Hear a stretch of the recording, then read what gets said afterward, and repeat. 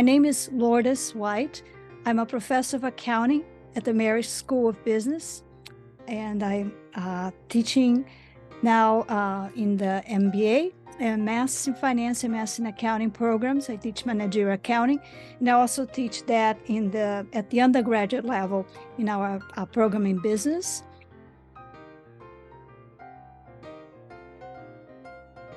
That's a tough one. I guess you can spend a whole few hours just talking about that.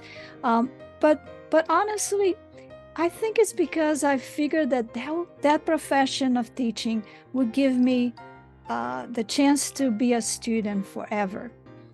And it's funny because I remember as a kid when people would ask me that famous question, what do you want to be when you grow up?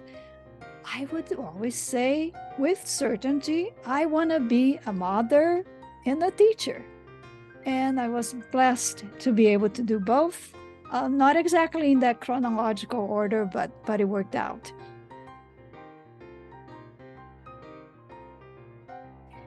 Well, another one that we could spend hours talking about, but I guess we can say it's good for your health, right? As you learn new things, your brain stays active, and it helps you prevent all kinds of illnesses. But honestly, it's inevitable, right?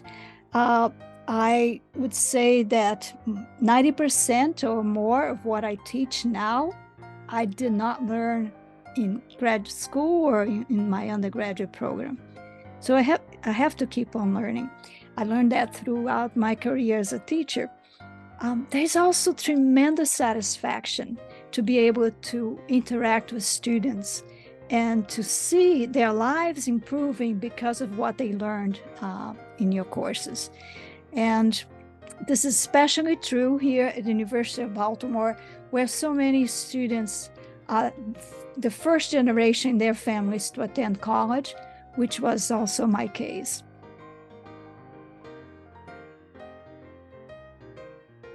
My research focus lately has been in the area of accounting ethics.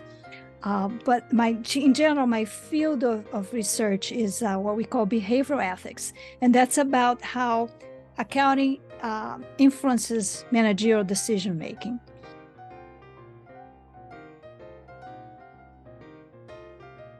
Staff, faculty, students, anybody, right? I would say work on what fascinates you. And I can share a little story about this. I heard the story about this professor, a chemistry professor. His name was Ted Taylor at Princeton University. And he had this fascination about butterflies. And he went on to chemically study the pigment that makes the colors of the butterflies. And he discovered this compound, which we now know as folic acid. But in the lab, he realized that depending on changes on this acid, it would either promote growth or would kill the cells. And from there, he went on to work with drug companies to develop applications for creating drugs to fight cancer. And for decades now, that kind of research has helped lots of people who are patients who are suffering from lung cancer. So that's it.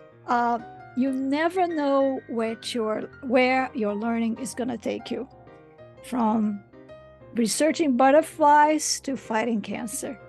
Enjoy the adventure.